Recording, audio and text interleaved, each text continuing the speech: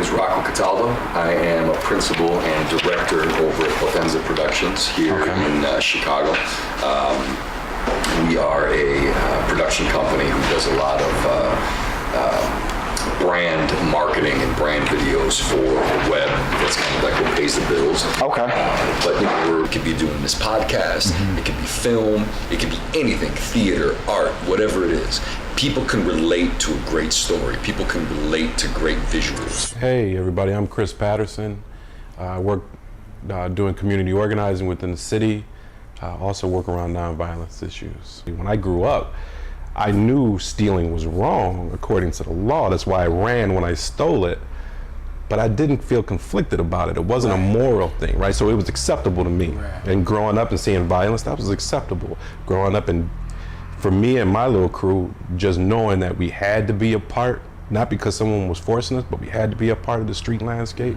We had to join, gangs because we wanted to, because that's what we did. At the time I was selling drugs. I had a bottomless pit. My appetite was enormous from money, right. Greed. You never have too much money. Nah, it's not how you go about getting it. Exactly, right. And so I didn't really have any limits to how I did that. Everything was on the table for me. I really wasn't interested in working the traditional employment. It was a couple years before you actually went away to prison. So were you on the run during this time period? They didn't know. Part of our plan was to wear a disguise. I had a big beard. I had low sunglasses, and because he was working on the inside, he misdirected them and told them, I was a 6'3" white guy, green eye, because it was a black and white camera, they couldn't tell. The lobbying that you see for increased penalties, say for instance, for people mandatory who do minimums and things like that. That's a lobby that comes from prison industry, right? That's a lobby that from Keefe and those who benefit off prisons. So when you get to prison, there's no mandatory education. There used to be, right? And there used to be opportunities for people to get master's degrees and bachelor's degrees. But what was happening at that time, and we're talking about the 70s and early 80s, was that people weren't going back to prison. Right. And so that is a contradiction for those who need prison to strive and survive, right? There's no way for the privatized prison system to work if they actually rehabilitate people and people can become self-sufficient. Then they run out of people. What's up, guys? My name is Gabby, and I have a non-for-profit organization. It's a non-for-profit. It's called Two Girls and Some Pads. Essentially what we do is we just go out into the city of Chicago and we help homeless women and youth, homeless young ladies. So CPS is then failing the students and also failing the teachers, and by that they're kind of fucking the principals, the deans, the superintendents. It's like, man, it goes back into that repetitive cycle. It becomes a number game. So, I had colleagues that would work, when I was I still am in the suburbs, but I've had colleagues that came from CPS. They were, 4 to 7 years experience. You have that much experience, you're a much better teacher than when you're a first year teacher, And a lot of these first year teachers, they'll stay at a CPS school, get their experience in, understand how, to become a better teacher, and then leave. So these kids never have experienced teachers. I shouldn't say they never, right? Because there are experienced CPS teachers. Yeah, but it's not the norm. But anytime, there are certain schools that have a very high turnover rate. You go to the south side of Chicago, huge turnover rate. You go to the north side of Chicago, like a north side college prep or a Lane Tech, you're unlikely to have teachers leave. We was in front of Al Capone in Chicago, where it started, Sipping that thing. This is what I want to become famous from anyway. It's different here, what I'm saying? You make it here, you make it. For sure. It's definitely like making it in Chicago, you can make it. You make it. Like Kanye couldn't make it here. Lupe couldn't make it here. He couldn't, but he could. The thing about it, Kanye made it from here, but at the same time, they didn't want to show Kanye. Right. Because that's that person that I told y'all is overrated. You know what I'm saying? Like, I really fuck with him, but at the same time, it's about business. You know what I'm saying? So, would you put Kanye on that overrated list that we were talking about earlier? Okay, I was gonna say that's a stretch, bro. I don't put Kanye over. Are we going back to Kendrick Lamar though, being on the overrated list? Kendrick Lamar is overrated. Yeah. I would agree with that. I agree. Kendrick Lamar has California. If you have California, you don't even need the United States. What made you want to get into producing? Listening to Dr. Dre and Just Blaze growing up. So what, were you thinking about being a rapper? And No, you were just like, a producer. You never thought Since I about was a being a kid, rapper? no. So you don't have an unreleased 16 No, anywhere? I don't. How did you understand at such a young age what producing was, if that was what Dr. Dre did? Like, how did you just like Well, I follow him? listened out. I canceled out from the lyrics and just went straight to the instrumentals.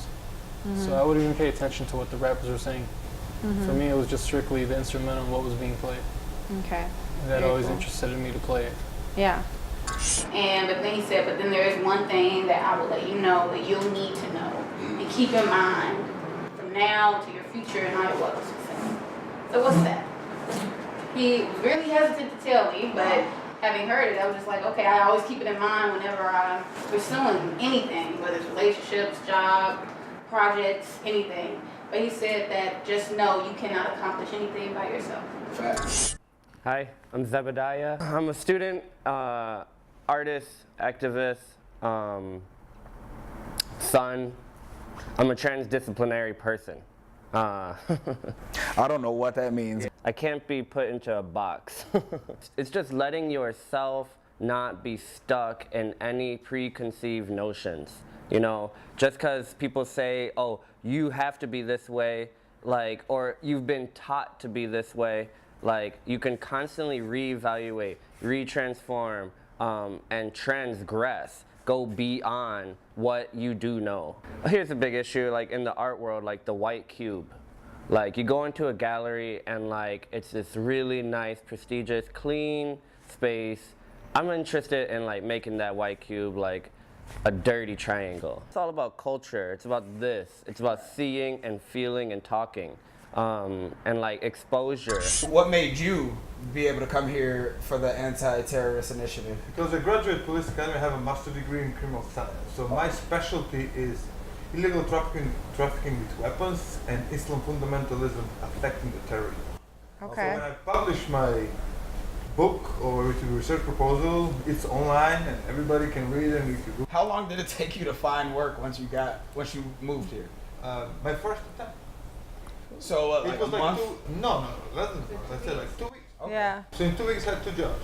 Do you, from your perspective, see America as a place that does practice systematic racism? Oh, that's a tough question. I'm not sure that I'm capable of giving you the right answer, but I'm going to tell you what I've seen with my life. You know? Okay. So, is there racism? Yes, there is racism, that's for sure. And not just like black people or immigrants, there is racism. But what I can tell you is this. The racism, even when I have been discriminated because of my accent or everything, my race, it's just because a lot of things are generated here in general population. Let's say there's a lot of good black people and also there's a lot of bad black people. Here, everything is bad. Right. There's no, let's start with this, you bad person. Mm-hmm. And then you gotta prove that you're good. You're good. Right. So the same with me. So if you're black, you're criminal.